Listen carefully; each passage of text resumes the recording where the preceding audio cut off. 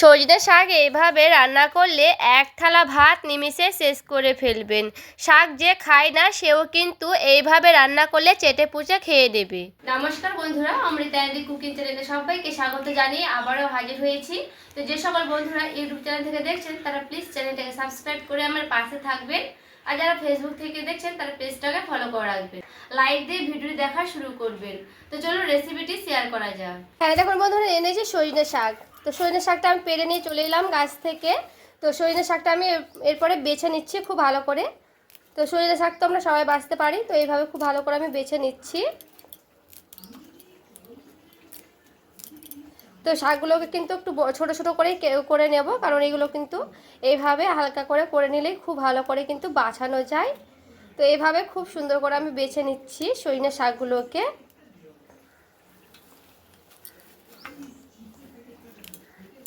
এই যে দেখুন খুব ভালো করে কিন্তু আমি এখানে বেছে নিচ্ছি। তো সবগুলোকে শাক আমি এভাবে বেছে নিচ্ছি, তারপরে ফিরে আসছি। আর এখানে দেখুন খুব ভালো করে কিন্তু সজনে শাকটা আমি বেছে নিয়েছি। তো এইভাবে কিন্তু বেছে নিতে হবে ছোট ছোট করে, খুবই সহজ বাছানো। তো এটা কিন্তু আমি ধুয়ে নেব খুব ভালো করে। এক বাটি জল নিয়েছি, তো খুব ভালো করে কিন্তু শাকটা আমি ধুয়ে নিচ্ছি। তো প্রায় আমি 2-3 বার কিন্তু ধুয়ে নেব অফ ক্যামেরায়। জল পাল্টে পাল্টে 2-3 বার কিন্তু ধুয়ে নিতে হবে খুব ভালো করে শাকটাকে। খুব ভালো করে কিন্তু আমি 2-3 বার ধুয়ে নিয়েছি খুব সুন্দর করে শাকটাকে। এখন কড়াই বসে নিয়েছি, কড়াই দিয়ে দিচ্ছি জল, গ্যাসটাকে আমি অন করে নিয়েছি। জলটা দেখুন হালকা গরম হতে লেগেছে, দিয়ে দিচ্ছি লবণ। লবণটা আমি একেবারে সামান্য করে দিলাম। দিয়ে দিচ্ছি হলুদের গুঁড়া। পরে শাকটা আমি দিয়ে দিচ্ছি। এখন যেহেতু বর্ষার শাক, একটু ভালো করে কিন্তু ধুয়ে নিতে হবে শাকগুলোকে। তো এরপরে শাকটা দিয়ে দিয়েছি। তো শাকটা দিয়ে খুব ভালো করে আমি এভাবে নাড়াচাড়া করে নিচ্ছি। তো শাকটা আমি খুব ভালো করে সেদ্ধ করে নেব, যতক্ষণ না সেদ্ধ হচ্ছে ততক্ষণ কিন্তু আমি এইভাবে নাড়তেই থাকবো। তো এরপরে আমি দিয়ে দিচ্ছি ঢাকা দিয়ে খুব ভালো করে সেদ্ধ করে নেব। এখন একটা আমি পেঁয়াজ নিয়েছি, পেঁয়াজের খোসাটা কিন্তু খুব ভালো করে ছাড়িয়ে নিয়েছি, দিয়ে ধুয়ে নিয়ে চলে এসেছি। এরপরে পেঁয়াজটা আমি খুব ভালো করে কেটে নিচ্ছি।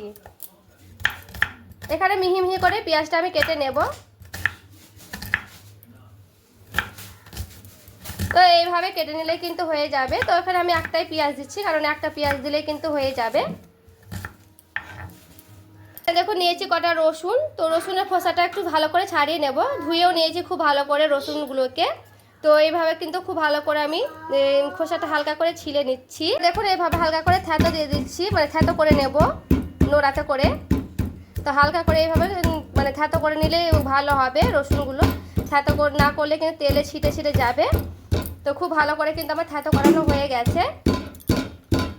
ভালো করে কিন্তু মানে থ্যাতো করানো হয়ে গেছে। পেঁয়াজ আর রসুনটা কিন্তু আমার এখানে রেডি হয়ে গেছে। এদিকে দেখুন আমি নিয়েছি ছোলাটাকে কিন্তু আমি খুব ভালো করে সেদ্ধ করে নিয়েছি, তারপরে নিয়ে চলে এসেছি। এবার আমি ঢাকনাটা উঠিয়ে নিচ্ছি।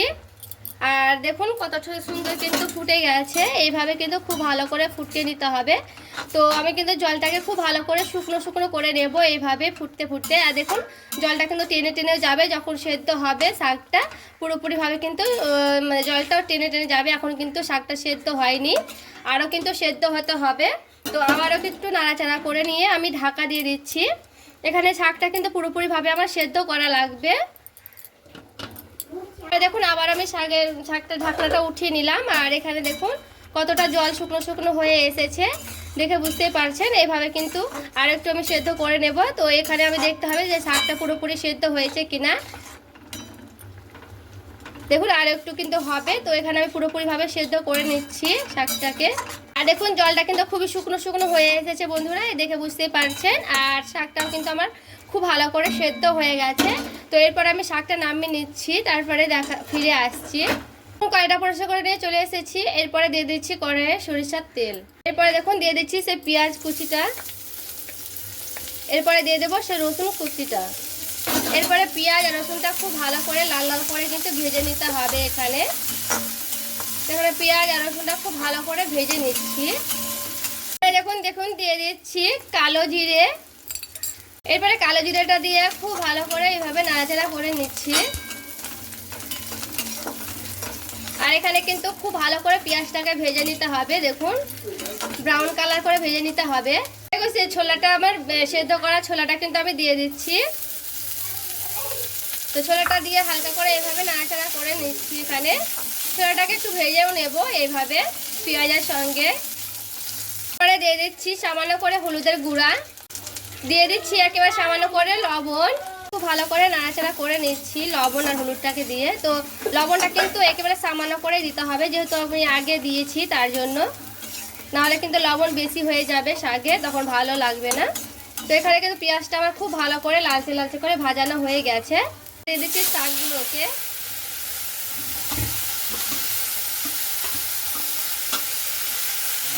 এরপরে শাকটা দিয়ে খুব ভালো করে এভাবে নাড়াচাড়া করে নিচ্ছি। আর এখানে দেখুন শাকটা কিন্তু খুব ভালো করে এভাবে আমি নাড়ছি। তো নাড়তে নাড়তে যে মানে শাকে যে এক্সট্রা জলগুলো ছিল সে এক্সট্রা জলগুলো কিন্তু খুব ভালো করে টেনে যাবে এইভাবে। আর ছোলাটা দেখুন খুব ভালো করে কিন্তু এইভাবে আমি নাড়াচাড়া করছি শাকের সঙ্গে। তো এখানে 2-1 মিনিট একটু ভালো করে নাড়াচাড়া করে নিতে হবে। এরপর দেখুন খুব ভালো করে কিন্তু নাড়াচাড়া করে নিয়েছি। আর শাকটা কিন্তু একেবারে কিন্তু ঝরঝরে হয়ে গেছে। তুমি ঝরঝরেই কিন্তু শাক খেতে বেশি ভালো লাগে। তো পুরোপুরিভাবে কিন্তু রেডি হয়ে গেছে। আর দেখুন কড়াইয়ের গায়ে কিন্তু লেগে লেগে যাচ্ছে। তো এইভাবে কিন্তু রেডি হয়ে গেছে। তো আমি নামিয়ে নিচ্ছি, তারপরে আবারও ফিরে আসছি, দেখাচ্ছি কেমন হয়েছে। আর দেখুন বন্ধুরা সজনে শাকটা নিয়ে চলে এসেছি। আর দেখুন দেখতে কতটা ঝরঝরে হয়েছে। আর এই দিয়ে কিন্তু 1 থালা ভাত নিমেষে শেষ করে ফেলবেন, খেতেও কিন্তু দারুণ লাগে এই শাকগুলো।